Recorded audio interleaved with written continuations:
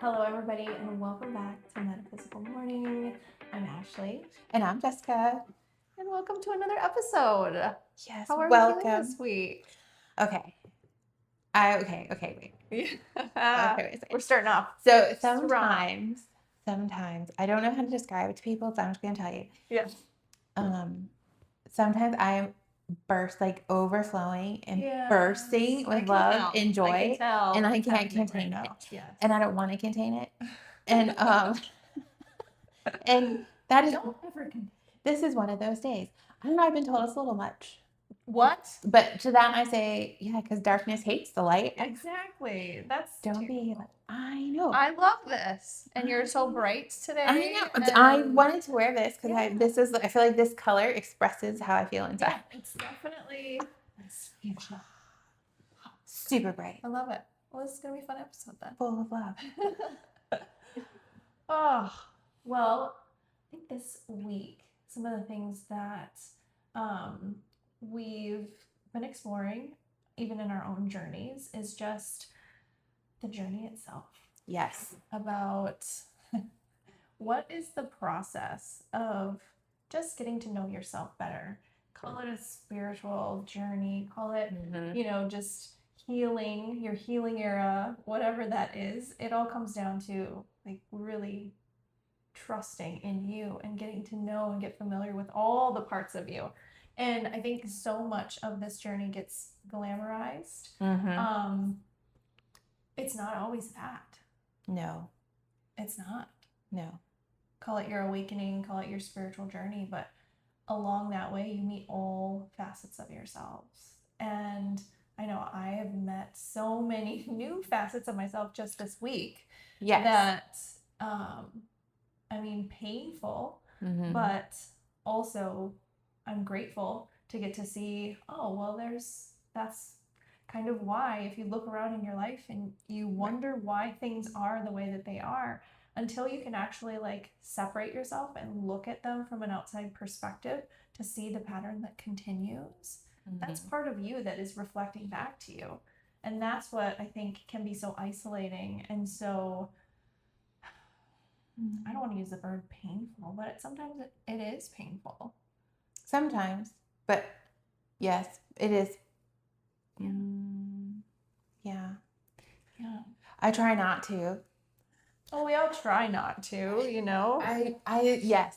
I think, because I feel like this is what that's really the heart of what we want to talk about. Yeah. Is the trying not to, but not just trying, or trying to, because some people tend to think that, you do the work once and you're done, or you manifest the thing once and you're done. Yeah. But that is not it at all. It's a process every day. It continues every single day. You get a new day to restart. New situations are always going to be presenting them to you, and how you respond. That's where the magic is. Yeah. Magic. Manifesting magic. Yes. So I would like to say something about this whole thing. So this is a story. I like to take a short story and then take you on a journey you didn't know you wanted to go on. So that's what I do. So I opened Divine North in Pequot in a small space. I won't call it tiny. In a small space. And it was like an experiment to see if it would work and if I could sustain it in a small town. And then Ashley first of all, I put out into, literally this is how I looked for a card reader. I stood at the cash register and spoke into the universe with no one around. I need a reader here at Divine North. Okay. That was literally the work I put into finding a reader. And then shortly after, Ashley walked into my shop. So funny. Because I thought I'd seen you advertise. I'd heard Divine North, and I was like, that's probably a place that I should be in. Not knowing that I would be working out of the space, but I should be acquainted with. Probably someone who would get me and that I should know. And so I had driven by numerous times, but I didn't see it. And then that one day I saw it and I was like, oh, I'm going in now. There was no forethought into it. It was like, oh, I have to go into Divine North today. And I went in and just, you were there behind the cash wrap, and I don't even know how the conversation started, but I think I just said, "Hi, I'm Ashley. I'm an Yes. astrologer." And I remember, like, okay, and this again is like part of how I live my life now, is like something in me was like, oh no, I'm supposed to know this person. Yeah. And that is, I want to say that doesn't happen all the time. It's Yeah. not like an everyday thing. Yeah. It's actually very seldom where there's just like, call it your intuition, my guides, like whatever you want to call it. Are like, oh no, you're supposed to, like, this is a person who's going to be in your life. And so that is what I felt when you were in there. Yeah. It's only happened a couple of times before. Yeah. Where it's like, oh no, I need to talk to this person. Yeah. Like, that's what this is. Yeah. And so then we did, like, you did readings out of Divine North, and it was, we had to do tarot readings, astrology readings, and then Reiki and sound massage out of the same space. So I was constantly like moving giant massage tables and oh my gosh, it was not an ideal space, but it was a good place to start. I'll never forget that. A lot. Yes, we did learn a lot. Yeah. And I'll never forget that we were talking, Ashley and I, one day, and I think you were sitting on the stairs. Yes. And I was sitting on a chair, and we said, we have to move the sword in this wall. Like, we have to. Yeah. And then it all happened so fast after that. Because we were just like, nope, we're going to do it. It's going to happen. Right. We were both in that same mindset. Yep. And I remember going home that night and telling Jeff, I was bursting that day. Yeah. I was like, it's going to happen. We're going to move to Niswa. It's going to be so amazing. And I said, and I'm so excited. And he's all like, well, don't count your chickens before they're hatched. Yeah. And I was like, no, you don't understand. What's like so exciting to me is I can't wait to see how the universe makes it happen. Because you didn't worry about it. I didn't worry about it at all. Cling onto it. You weren't like, I was like, make this happen. I was very much like, we spoke it and it's going to come. And it'll be so exciting to see how it's going to come. Yes. And then just a couple months later. It wasn't even that long. I think it was weeks. Like, it was not that so long. Fast. But it went so fast. It really did. And then the building became available. Yep. And then I had to interview for the building because there was a lot of demand for the building. Yep. And then I got the building. Yeah. Yeah. And so it was all so fast. But then, this is the point I'm getting to. But then, like, so yeah, I manifested and it was amazing. But then it was like, I have this giant space. So it's like, okay, and now I have to do all the things. Now it's like, okay, now you have to continue to evolve the vision, the dream. Instead of like, it's not even sometimes like setting out the big goal, the big one, the high, this is the cherry on top. It's like, you got to take the little steps that get to that big dream. You know what I mean? Instead of all of the, you don't think about that. You need to manifest like the next step. But I have to say too, it was so amazing. And there have been other times in my life where I felt that way too. But then, like, for the last couple months, I haven't felt that way. You've been gripping a little bit, you feel like? I just feel like, and Jeff said something to me a few weeks ago. He said it's because I haven't been doing the things that bring me joy. Yeah, you did say that. Yeah. And he's like, why are you doing things that don't bring you joy?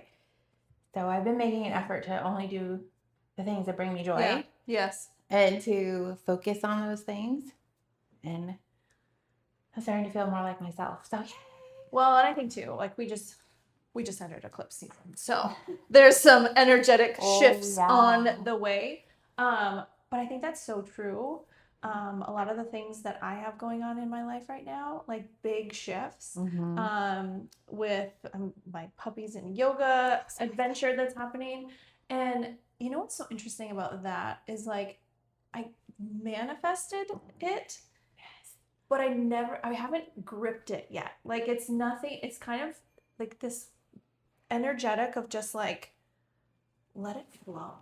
Like, and not have no expectations, except for the expectation that everything's going to be fine. So many of the things that I'm now have this awareness about is the less I have the need to try to control it. Mm-hmm. Like, one, I think that's just a way to live life anyway. Right. But when you realize how powerful that is, and that's actually what you're doing when you're manifesting, is it's that self-trust in yourself or the universe that it's already done. And why would you have to worry about it anyway? What do you care? Bashara always says, what do you care how it happens? Nice. It's just like the less you try to control what it looks like, and you align with the energy of, well, it's already done, so I don't have to worry about it. It's not that you don't care. It's not like detaching from it from a fact of like, well, it's gone, I don't care. You still care, but it's Right. like this alignment of energy of it's already done. That was it. All I had to do was ask. It's hard to do though. It is. It's hard to let go of control. And reality will test you. Yeah, well, The 3D will test you to see You should how much never- you really trust in yourself. Abraham says we spend too much time. Humans are too focused on what is reality Yeah. around them. Yes. And that yes. we shouldn't be living that way. No. And I do have to say my life does flow easier when I don't pay attention to reality. Not that you can't like, pay attention, but I think it also what the layer under that is like the presence of just being present in the moment, but not getting swept up in it.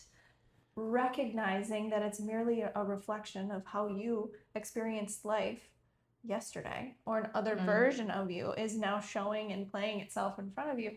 When you realize that everything has energy and everything is frequency, your emotions dictate your surroundings and the situations that you call into your life. When you start to live with that knowledge, things start to change very rapidly. They do. I just feel like when you're living in the flow, which other people call it other things, but I feel like when I'm living in the flow and I'm just living my joyful, happy self, and I'm not worried about things or trying to force things or control things, then things come to me much more easily. Yeah. Yes. Because I mean, if the universe or God or whoever you want to say is bringing you something, but you're trying to control how they bring it to you, you're messing. You're like interfering, really. You're limiting the possibilities. Right. Like maybe $20 million will just fall in my lap and I will have to do nothing for it. Yeah, I love that. And that always, we're just going to go on a little tangent. Okay. Because you know how so many of us are told, like, you have to work hard. Yes. And like, you have to work hard, you have to work hard, you have to work hard. It's going to be hard. You have to give up. So you have to sacrifice. Hard.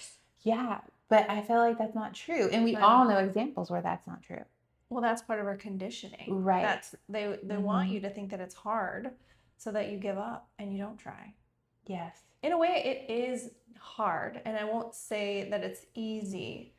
It gets easier, but you'll have good days. You'll have bad days. Like I had a situation last week where I was bumping up against my shadow self, some parts of me that still want to shrink, the little girl inside that is scared and wants to please and doesn't want to be in trouble or wants everyone to like me.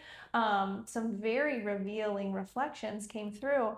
And I think as painful as that was, my ability to recognize it and sit in it and not try to like drown it or, pretend like it's not happening. I have to sit with it. I literally was in bed the entire day. And my mind was I could literally feel the energy of just bumping up against, like my nervous system walls were like, Ashley, if you want to expand, you have to get through this. You have to acknowledge these parts of you that you're still shrinking for this 3D reality. Right. And what is the part that I think gets easier is the recovery. Like you're not going to stop those reflections of yourself. The world is constantly going to be showing you, parts of your conditioning, your beliefs, but you get to choose how you move through that.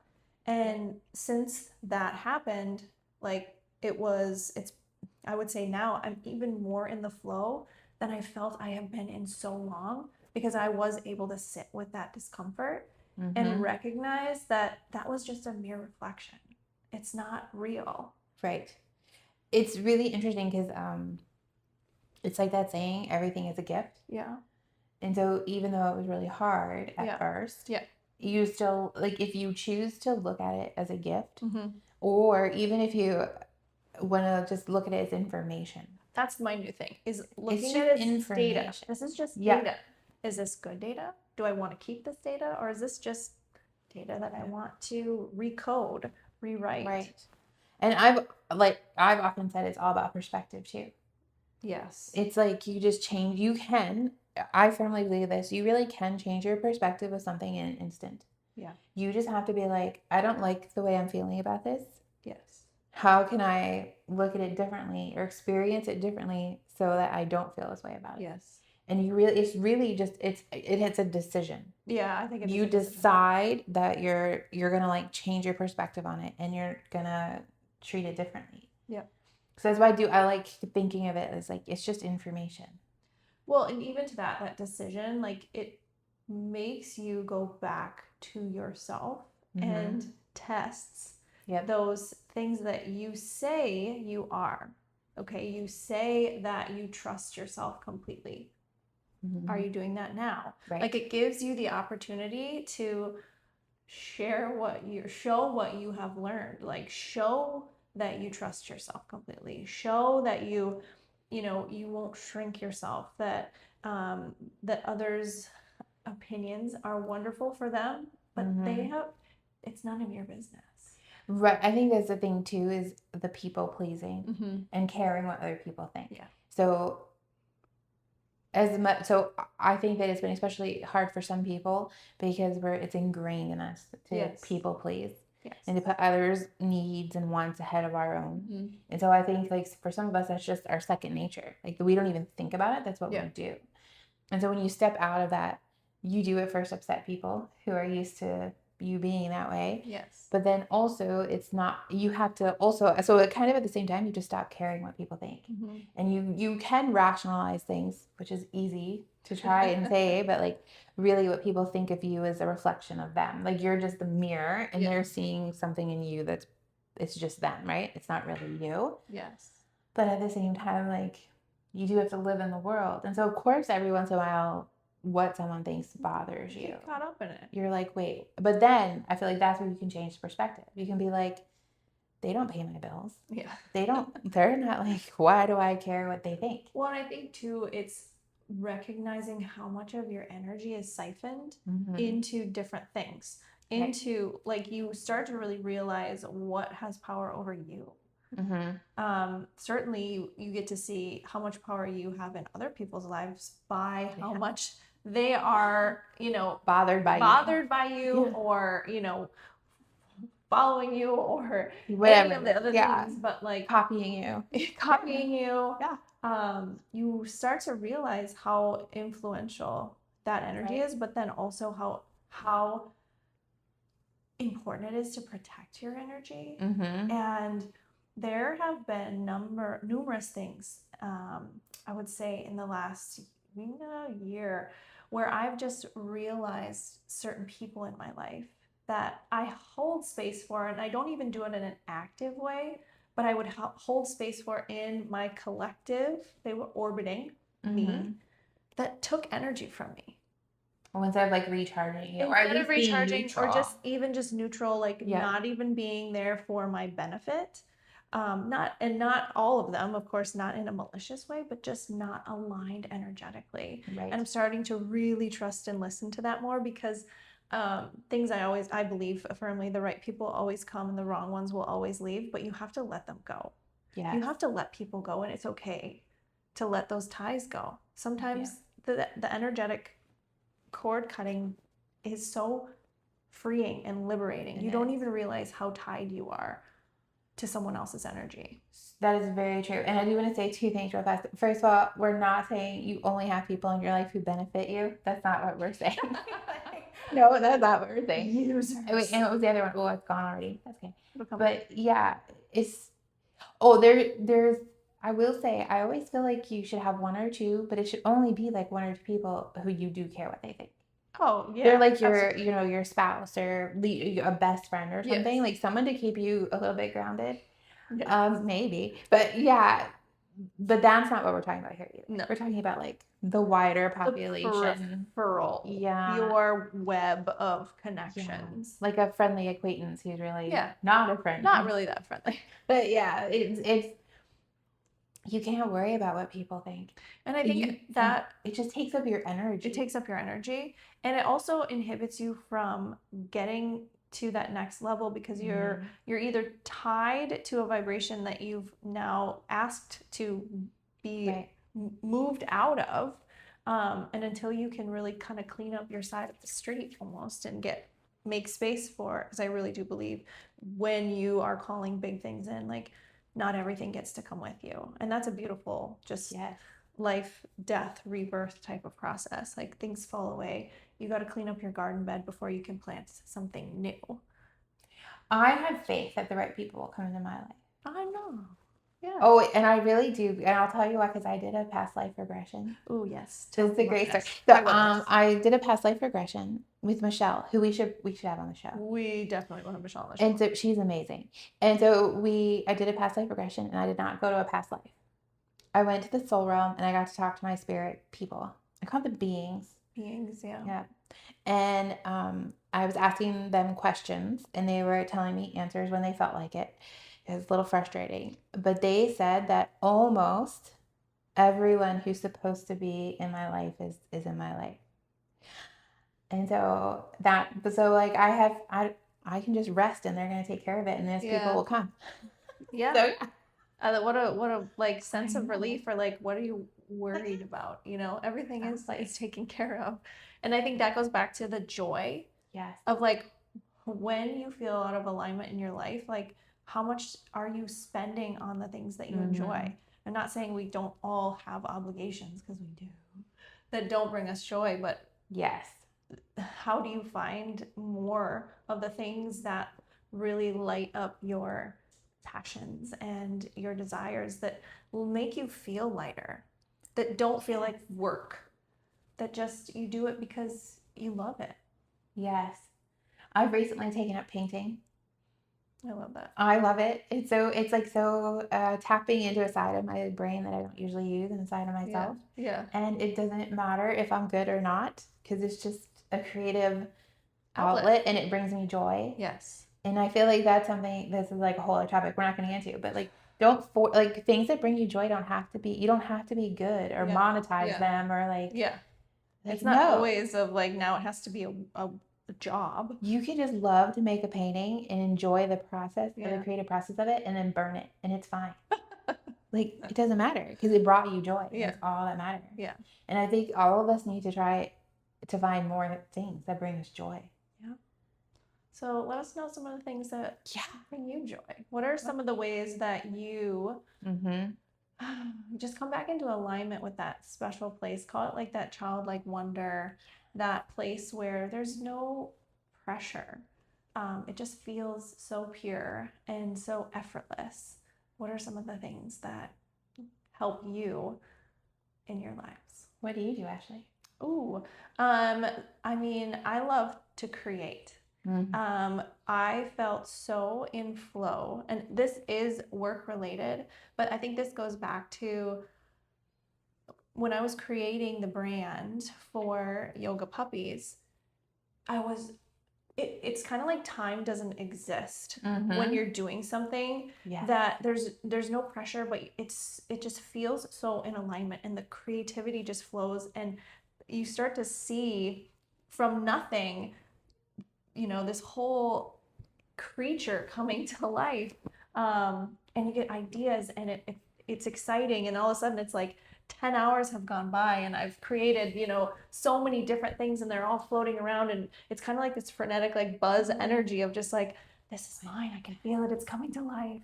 I love that creation process. Of course, we're here to create. That's what I was gonna say. Like, just from that creator perspective, like, it doesn't have to be more complicated than that. No. And I also want to say it can be simpler than painting or creating a whole brand. Yeah. But creating a whole brand that brings you so much joy is like so on brand for you. Because how many of them do I have? No, because like, you're so good at it though. Like, I truly love it. You can tell it's like a passion of yours. Definitely. Love to curate and bring things to life, and I love it. I also make up songs and sing. Do you? Yeah, like while I'm doing dishes or like cooking breakfast or saying hello to people. Yeah. Sometimes I'll sing it instead, because I have joy in my heart. You do. Yeah. So like, it could be something super simple that brings you joy.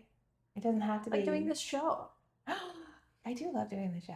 Brings me so much It does bring me joy. So that brings us to something else we might want to touch on. Yes. If you start, like, because I guess this was like a thing we kind of touched on, but sometimes when you're going through this process and you stop pleasing people and you're focused on your flow and what brings you joy, and you're like starting to awaken to more spiritual things, and those are the conversations you want to have. Sometimes people, like you said, the people will leave. Yeah. People who don't want to have those conversations, and people who don't want to hear about you having, like, they don't want to hear you talk about it. Sometimes they will leave, which can lead to a little bit of loneliness. You can, like, I feel like that's why we started this. Yeah. Because we wanted people to know that, like, nope, there's lots of people having these conversations and you never have doing the thing. You never have to feel alone. Yeah. I mean, a lot of it is you will find yourself in a lot of times of isolation, especially when you're really working through something. You have to quiet the noise, and everyone's a little bit different. Some people process really well when they have someone around or a group around that they can really download to, up to like play by play of, oh my gosh, this is what's happening. But depending on your emotional style, you could be someone that needs a lot of time alone. And you may find yourself in a lot of times of solitude. And I just say with that, it's just so important to have a couple key people that can kind of pull you back out so you don't stay too long. And sometimes it changes in your life. Totally. Like sometimes you go through a period of solitude where it helps you, right? Like you kind of withdraw into yourself because you're going through changes or you need to process something. Yes. And then and then 10 years later, something happens and you need people around you to process. Yeah. Like you definitely, that can change throughout your life, how, like, what that looks like to you. Absolutely. Yeah. But I do think, ooh. What is something, like, if you were 10 years ago, like, what would you tell yourself? Oh, don't worry about it, girl. Like, stop worrying about it. And you know what? I think I didn't even realize how much I was worrying about things. Like, I'm really good at worrying. Didn't even let myself know I was really worrying about it. But then when you start to like really peel back and you're like, oh my gosh, my nervous system is just constantly running. And then you notice the like, okay, doubt comes first. Criticism comes first. Scarcity comes first. Like that's the ping that you keep bumping up against yourself. It's like, oh my God. Yeah. I gotta let that go. And I think, the longer you go without correcting these behaviors, you can make a change in an instant. It's really a mindset change. But I think it's hard. I think it's hard. Our brains are wired for our history and what we've continued to think and allow. You get to change that 100%. I actually think it's deeper than your brain. It's that like the nervous system doesn't want you to change. Yes. In fact, it'll override your brain, and it would rather be uncomfortable than go into the unknown. Yeah. And that's like a evolutionary tactic to keep us safe. Yeah, exactly. But most of us aren't making decisions that like a lion will eat us before you do it. So, yes, that are truly that critical. But that nervous system is still operating now. Right. And so that's a problem. That's like something to overcome. But I do think I don't know that it's like, I get what you're saying about it being hard. Yeah. Because like definitely there have been hard work. Times. Yeah. But I think with you, like in a different way, it's like the control.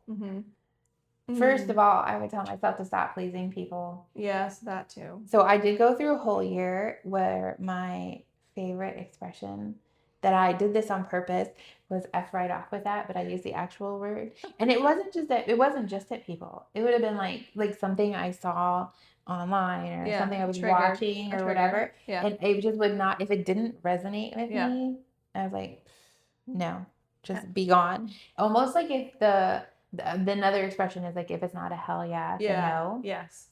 And so I kind of lived my life that way for a whole year. Yeah. Like I made myself do it. Yep. And that was a wonderful year because it did make me really pay attention. Yes. To what I really wanted and what I really didn't want. Yes. And not caring, that really like helped me not care what other people thought, because I was just going to listen to myself and like how that felt to me. Yeah.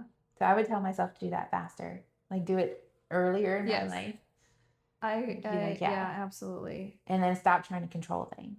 Because if you just let them happen, somehow it always works out. Just remind yourself that you are the creator. It's your thoughts. You have to be able to recognize them, though. You have to be able to see what's running on autopilot. Yes. I remind myself that I am an all-powerful and eternal being. Mm-hmm. So why am I remind worried? myself I'm the creator. I'm the creator. Yeah, I'm doing this. I know. Well, I'm so glad you created me in your world, Ashley. You're welcome. You're welcome. And you're lovely. I did a great job. Thank you. Oh. So yeah. Oh, wait, and our viewers are creating us in their world. They are. Thank you for creating. Yes, thank you. I love it. Oh my gosh, that's amazing to think about. It is. Wow. Well, do we have anything else to say? We can save some for like next week. Yeah, we have to do it next week too. Ooh, next week's you're gonna have some content for next week. I'm excited. I am. Yep, we're gonna have some amazing content. I have visitors coming. I'm super excited. Yes. And I'll have content too because I'll have a new experience. Yes, yoga puppies will have happened. Launches. I'm so excited. I wish I could come, but I have visitors, so. We'll talk about that. Well, right, thank you for sticking with us through this. Thank you for joining us for another episode, and join us next week, same time. Yes. Happy Sunday morning. Happy Sunday morning. Have a great week.